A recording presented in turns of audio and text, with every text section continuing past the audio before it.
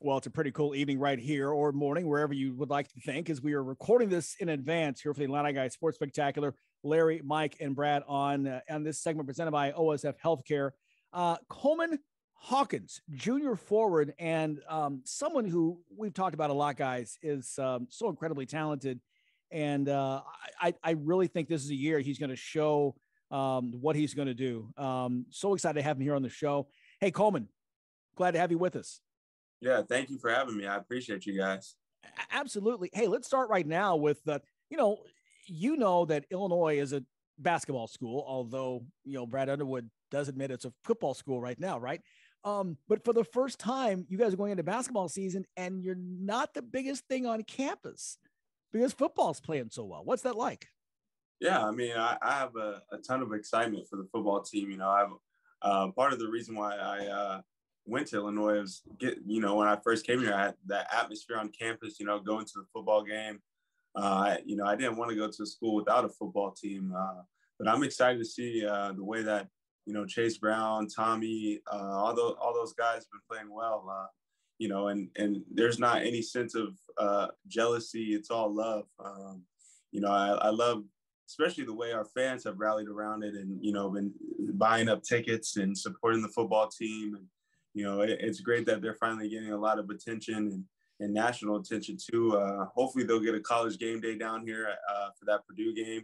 But yeah, I love to see that both sports teams are doing well, and it's only up from here. I want to see the university just be on top. So, yeah, Coleman, you guys have been on top. I mean, you've got a Big Ten championship regular season, and you've got a Big Ten tournament championship since you've been on campus. And what's it? So you come into this year, and maybe it's not having something to prove, but is it like taking it to the? What do you guys need to do to maybe take it to that next level? Beyond winning a Big Ten championship. Yeah, I think we just have to rally around each other, and it's such a new group. They haven't experienced what we've all experienced as far as winning in the Big Ten. So I think kind of having a sense of leadership, but at the end of the day, it's ultimately just playing hard. We just have to go out and compete against everybody we play.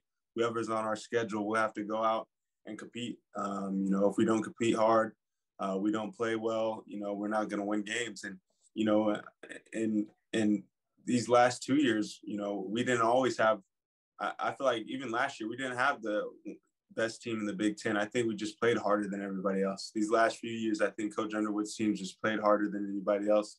And that's what caused us to get the most wins in the Big Ten in the last few years. So just going out, playing hard, rallying around each other, and just focus on that opponent, being locked in on detail and playing hard. Ultimately, that's how you get the wins.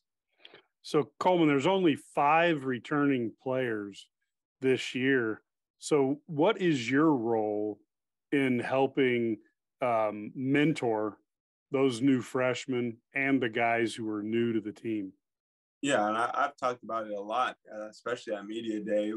It's really leading by example. I can sit there and talk about what the past guys have done and what we're supposed to do and this and that, and chirp guys for this and that, but they have to see it by example. I got to be an everyday guy in practice. I got to go hard. I got to be almost perfect for them, so they can truly see what it takes to win, what shoes they'll have to fill for next year or years to come, for the new guys next year.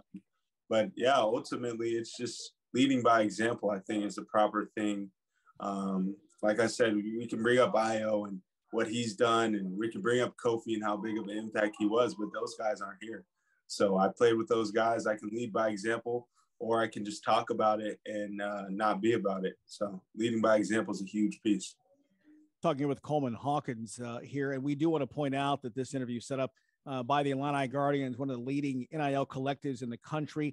If you're not familiar, the name, image, likeness that allows student athletes to get some money, and it's something that didn't happen, even just as recently as 18 months ago, a fairly new thing. And certainly we're thankful for all the things the Guardians do. And you can go on their website and take part and get involved in this, IlliniGuardians.com. Coleman, I wanted to ask you kind of about that a little bit, and NIL, and talk to us from a student perspective, student athlete's perspective. of the difference that has made for you and even some other student athletes on campus or that you know around the country? Yeah, I mean, it's a true blessing to just be a part of, especially a fan base who's so passionate about their players. I think Illinois has done a great job of people trying to reach out and support us and help us student athletes. But from an athlete's perspective, with the Champaign community, you know, for me, you know, NIL is great, but even just getting involved in the community, if I did a thing with the YMCA, like different stuff around the community is always fun to do, you know, meeting new people.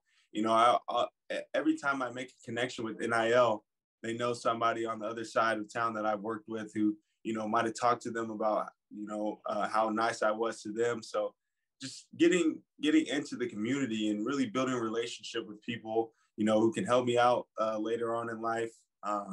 You know, it's not always about the money. You know, it's great to feel supported and get supported by people in the community, but it's also great to really build connections and really just be out there in the community, feel connected with everyone. And because they're so supportive, it just means a lot for all the support and just building those bonds with those people. So how much time does that take out of I mean, obviously you're in school, you got basketball. Have you tried to maybe do most of your NIL stuff in the off season, or does it really like wear on you in season? Well, I think it's kind of like if I could, I would definitely. Luke's cooking. His fire alarm is going off. That sounds like Brad. You guys are student athletes. This is fantastic. You are college students. You're human. Luke's trying to cook.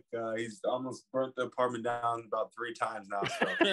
But you know, what were we talking about again? I'm sorry. No, it's just about how the NIL, how much time commitment of NIL and stuff like that.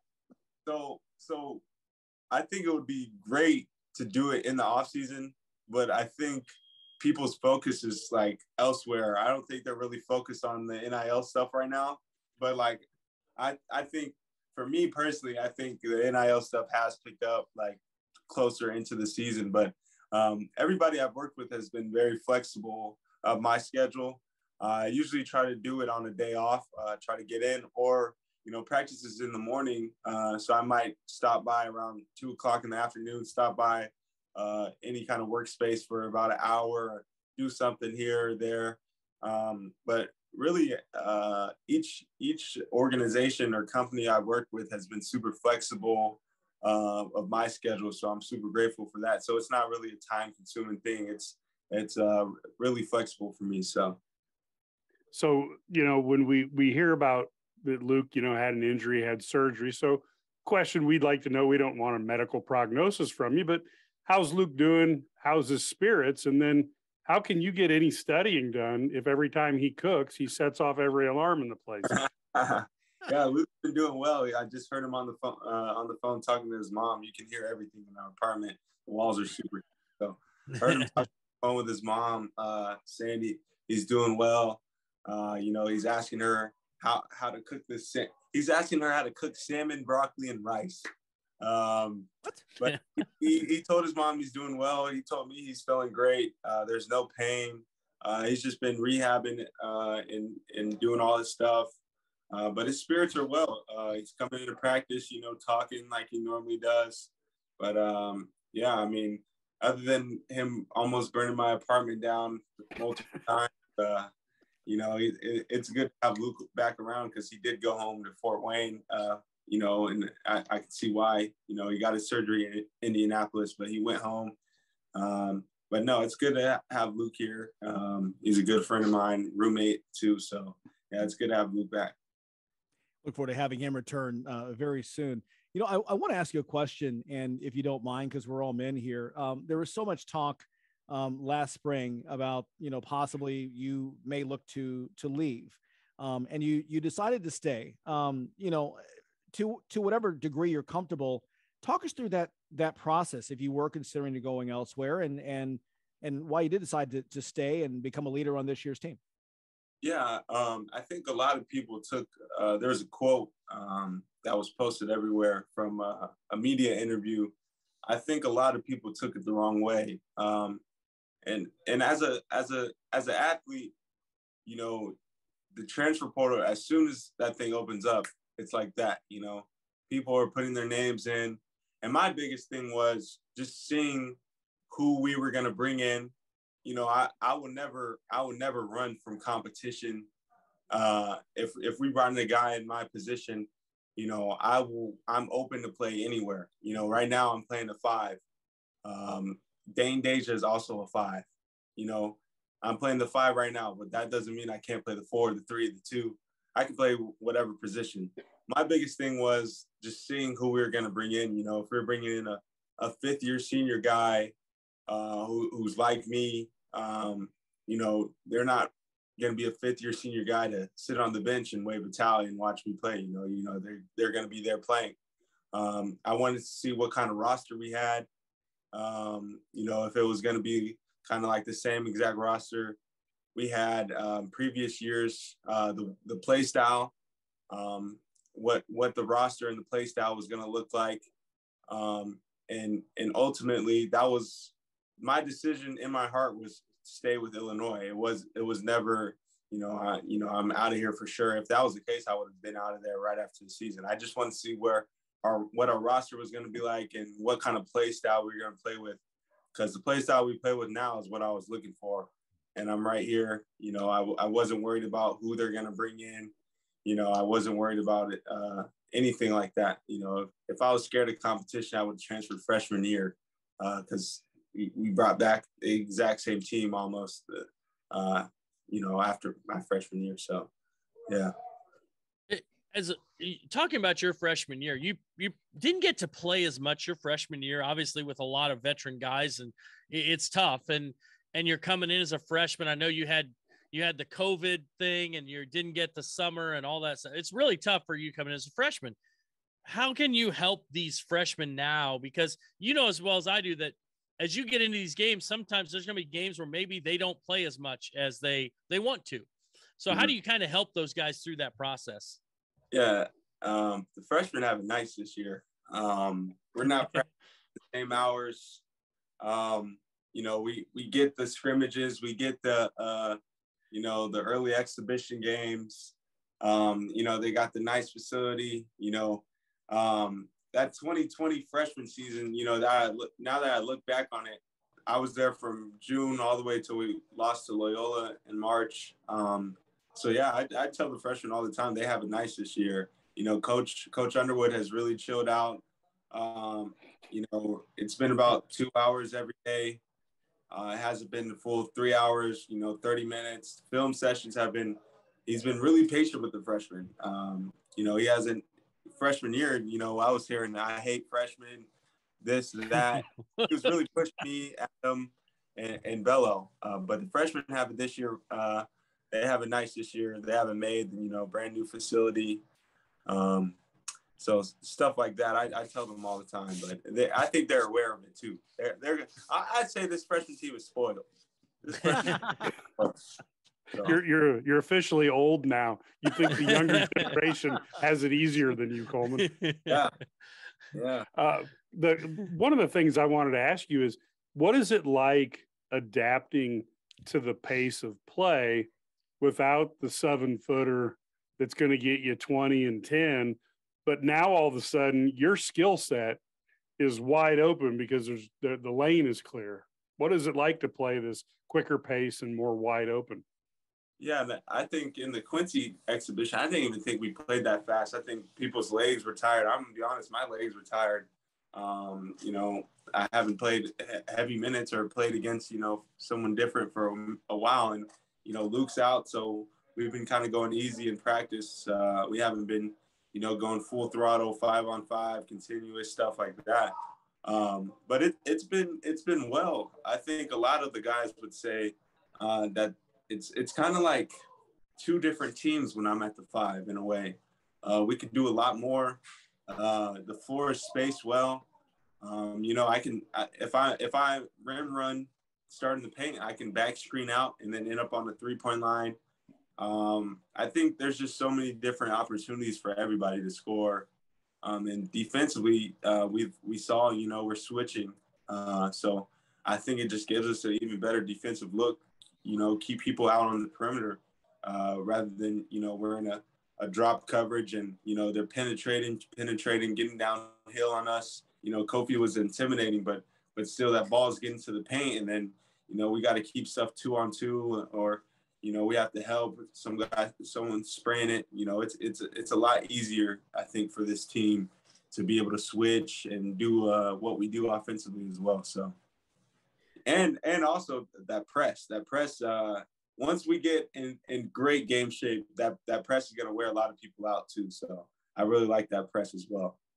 Yeah, you guys are just we were talking to Coach Underwood earlier for this week's show as well, and he was just on last half hour for those listening on radio, and we talked about just how long and athletic you guys are. I want to touch on that just a little bit, but I do want to get this one thing before I forget because I'm old and I'm forgetful. Tell us about the big difference in your mentality. And I said this after last week's game, and I meant this in the very best way. I said, there's a lot of maturity to Coleman's game now that I haven't seen before. Is that fair? Do you sense that as well? And what's different now, how you approach the game now than compared to the past couple of years? I think last year, early in the season, I was just ready to go. I was ready to, just kill teams. If you watch in the early games, I was real emotional, celebrating, and just really getting after it. But, I think I really mellowed out. I think a game that really kind of humbled me was the Arizona game last year. I think I didn't play well at all. I don't even think I scored that game. But from that point on, I wasn't playing that many minutes, and then got back in the rotation, was starting again, playing well. But I just know like so much more from that point, from not playing a lot to playing. And I truly kind of like understand the game now, not worrying about what I can't control, not worrying about the refs, and just knowing that when I stay level-headed, the team stays level-headed. You got new guys like Matt. Matt has a great personality. But if Matt sees me acting like that, he's a new guy. Like I said, leading by example, he might act like that.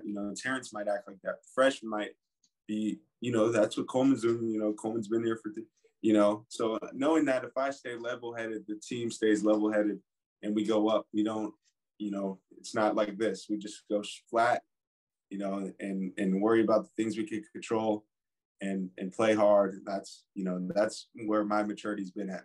So. Yeah, definitely. It's one of those experiences is such a key part of this.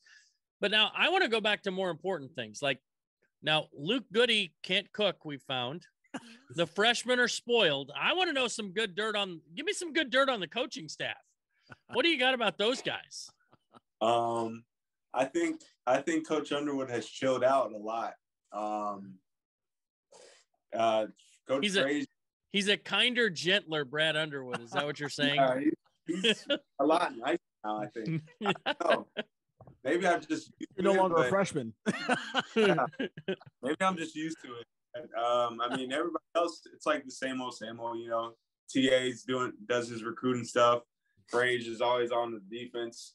I don't know what that is. It's like lint flying around my room. Frage is always on the defense, does the defensive stuff. Coach Jeff is on his offensive stuff. But yeah, it's just like the same old. Like, I love our coaches. I get along with our coaches well. Can't complain about them. And they really look out for everybody. So I'm super grateful for our coaches. And then one of the things is with Matt and Terrence transferring in, how do you work with them to kind of lead the team as you guys are the veteran voices? Yeah, I tell Terrence, I think he passes the ball too much. I think Terrence needs to be selfish sometimes. I think he's one of the best guards in the country when he plays fast and gets to the rim. I've seen in practice, no one can stop him getting downhill to his left hand. I think he needs to do that a lot more. In the Kansas scrimmage, they couldn't stop him getting downhill. He was at the free throw line almost every possession. I told him, I was like, bro, you got to get downhill. You're going to get fouled every time. No one can stop you. And then Matt, I think Matt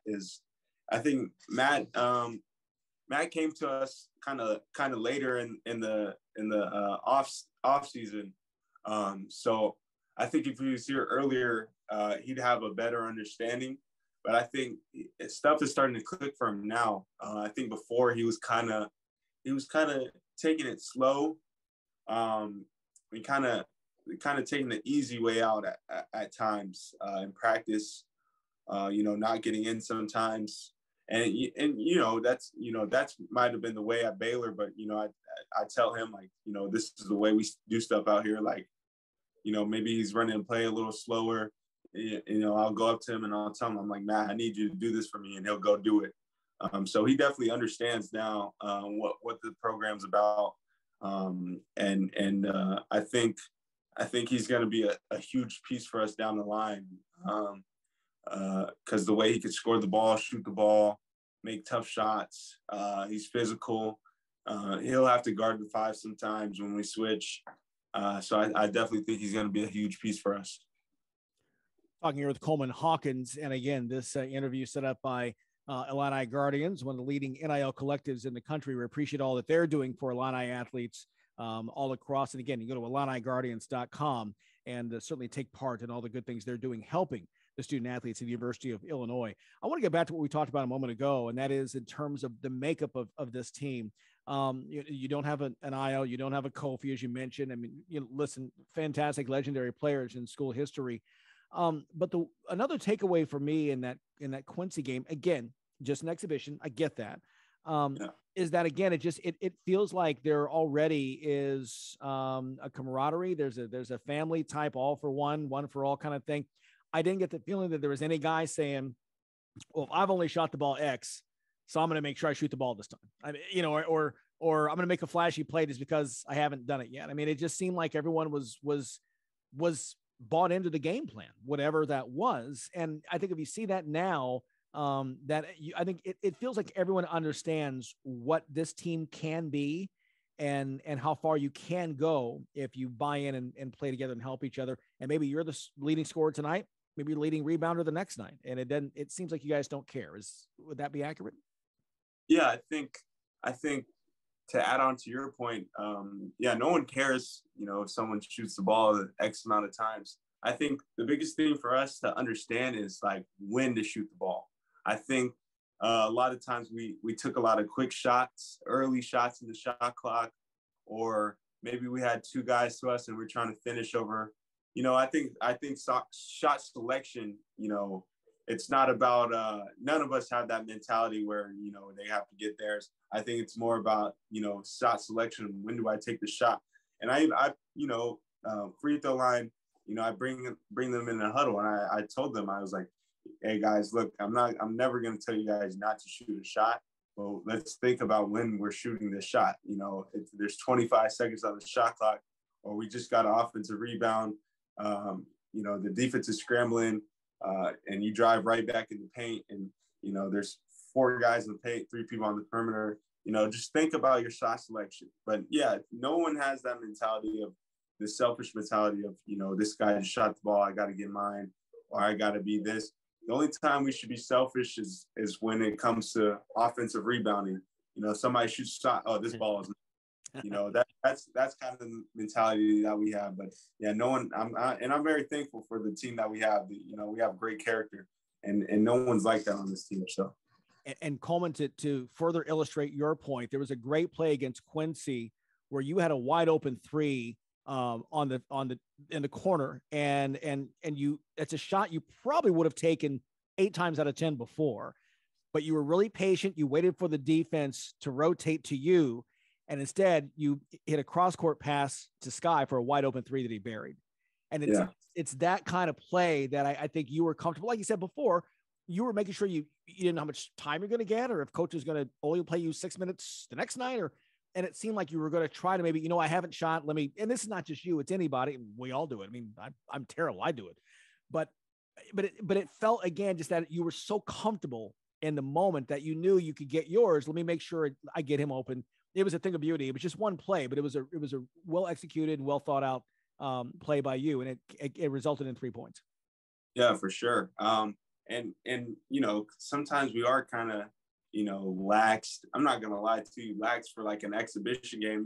I'm sure that a lot of the guys were geeked, but like for me, I looked at the box score and like I had 15, 12, I don't even recall like doing too much out there, there's some passes where I threw a no-look lob to Terrence and it goes over his head. Like, it is an exhibition game. I wouldn't do certain stuff or certain stuff like that.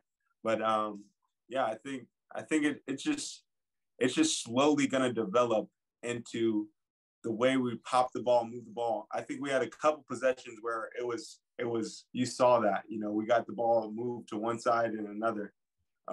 So I think it's slowly but surely coming to that. And I'm excited to see like when we really get into, playing really great teams like UCLA, Virginia, Baylor, Syracuse, Texas, when we play those teams where we're going to be at with the ball moving. I truly think it's going to be unguardable stuff. So. Yeah, it's great when people are unselfish. Like Mike is not unselfish when it comes to pizza. Like he doesn't share ever. Like he eats every piece. He gets a large Papa Del's and it's gone. So just so you know. So if you're ever with him, don't expect any pizza. But you mentioned that it's unguardable. So, and we've also talked about defensive versatility. So I see this team, I see their length, athleticism. I think they can be great defensively. I see this team on the offensive end. You've got so much versatility. You got guys who can shoot the ball. You can space the floor. You've got guys who can do different things. Are we going to be better on offense? Or are we going to be better on defense, Coleman? You're on the spot. I think we're going to have to be better on defense. I think our offense will come. I think we're definitely going to have to be better on defense if we want to be, especially good in the Big Ten. Offense will definitely come, but I think if people just have a hard time scoring against us, especially big men, I think we're going to be a lot of trouble. I think Ty could guard the ball well. Terrence could guard the ball well. I think I could guard the ball well. Matt is great in passing lanes. I think we'll definitely be better on defense once we start clicking and getting to scouting reports and really locking in on that detail, limiting mistakes. I think we're going to be very good off defensively. So you've talked about, maturity of leading the team. What is it going to be like the first time you get one of those zany fouls that you don't touch anybody, but yet the guy's pointing right at you? Or in practice, does coach call just really weird fouls just to test you out and see how you're going to do under that pressure? Yeah, in practice, I might cuss a manager out here and there, my guys, and call a foul. But no, in the game, I can't predict what kind of moment I'm gonna be in. I mean, obviously, if it's a game-changing call, I might be upset, but I'm definitely gonna have to try to control my emotions. Like I said, I can't predict.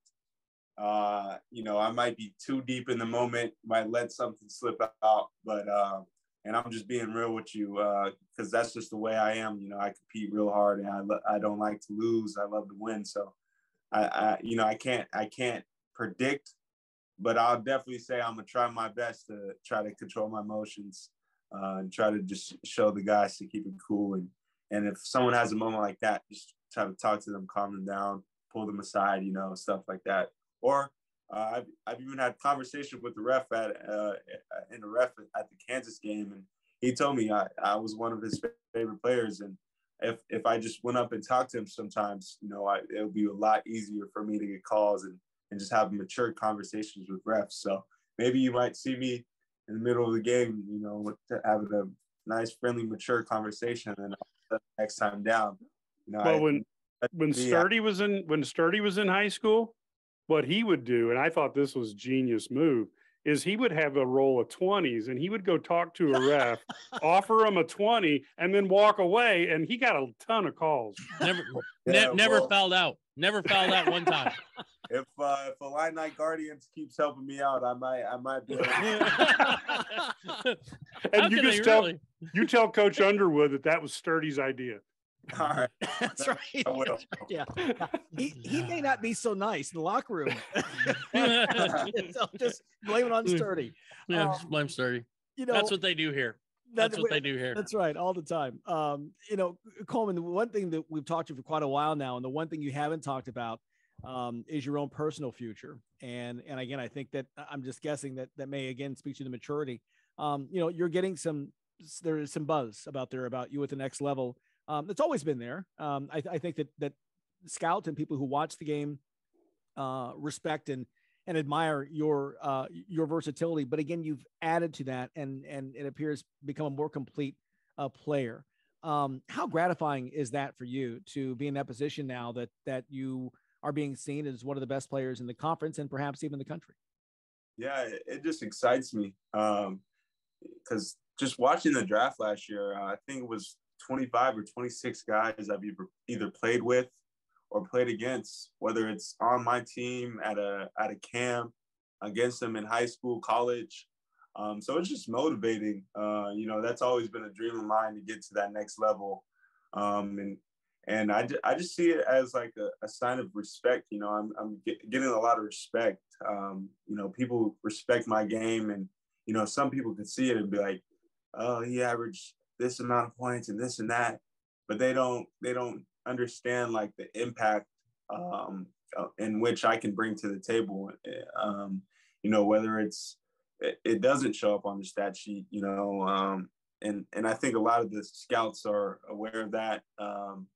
A lot of people who really truly understand the game are aware of that. So I think it just feels like I'm more respected for the way I play. So it means a lot to get that kind of notoriety and be out there and the media outlets to talk about me. But it means a lot. But I honestly do try not to let it get to my head as well. So. Is there an area that when you look about playing at the next level, or even just this season, is there an area where you feel like this offseason has been productive for you as far as making a transformation, improving a skill, whatever it is? I think my 3-point shooting, I think I've just gotten more comfortable. I think I've always been a 3-point shooter. I just, if you understood what kind of I went through last year, someone who goes from starting 6 minutes a game, whatever, of course they're not going to shoot the ball well. The confidence isn't going to be there. But this year, I think shooting the ball, I've been shooting the ball well. I've actually gained 15 pounds. I'm 230 now. The summer I was slacking in the summer. I went home, I was 220, came back, I was 215. I was just playing basketball all day. But right now I'm 230. So getting my body right. But this offseason, just everything physical. And you can never say, your game is finished. So any part of my game, I'm looking to expand it, get it better, polish it up. So truly, if we're being real, I feel like I've improved almost everywhere in my game. So. That's one thing that Brad and I have never experienced, where we go somewhere and we come back at a lighter weight. So we've never had that happen to us.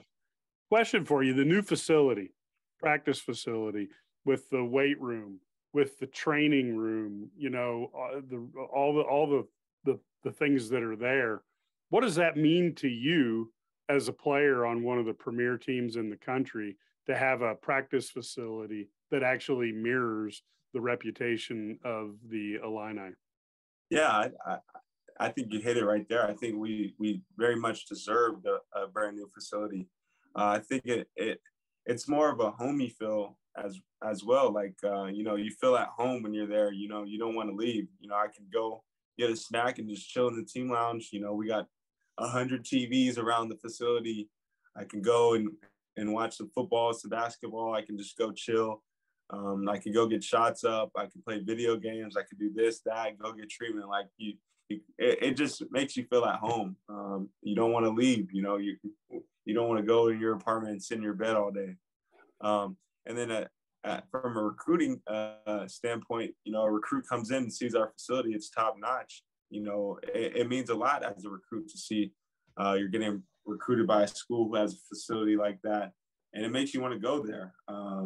So I think it means a lot. And like you said, I think we very much deserved a brand new facility, and it's only up from there too. So I think there's going to be improvement all around, not only for us, but for the university, especially if the football team keeps playing well.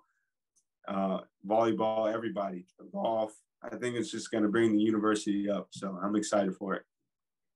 The journey begins on Monday. Illinois hosting Eastern Illinois, 7:00 start at State Farm Center. And as Coleman just mentioned, so many great games coming up. The Illini will be well tested in the non-conference slate. And then, of course, here comes the gamut of the Big Ten and the challenges that await there. Coleman, what an exciting time, as we talked before with Coach Underwood. First time since 2006 that this team has been in the preseason 3 consecutive years, preseason top 25. And that's a great testament to what all the players have done, to your contributions to this program. And we look forward to watching you beginning on Monday night and throughout the season, and to see you and the team progress, and perhaps have a very special night on a Monday night in Houston sometime in early April. Yeah. Thank you, guys. I appreciate you guys, man. It means a lot for you guys to reach out, get this opportunity, speak out, you know. I'm just thankful for you guys. Thanks for all the support. Absolutely. Hey, it's Coleman Hawkins there again, junior forward center as well for the Fighting Illini. Again, number 23 in the nation. And what a fantastic run this has been for Illinois basketball in recent years, and then getting a chance to see some other programs follow suit as well. Lots of excitement right now in Champaign-Urbana. Coleman, thanks again. We say so long for now here on the IlliniGuys Sports Spectacular. Much more to come after a timeout.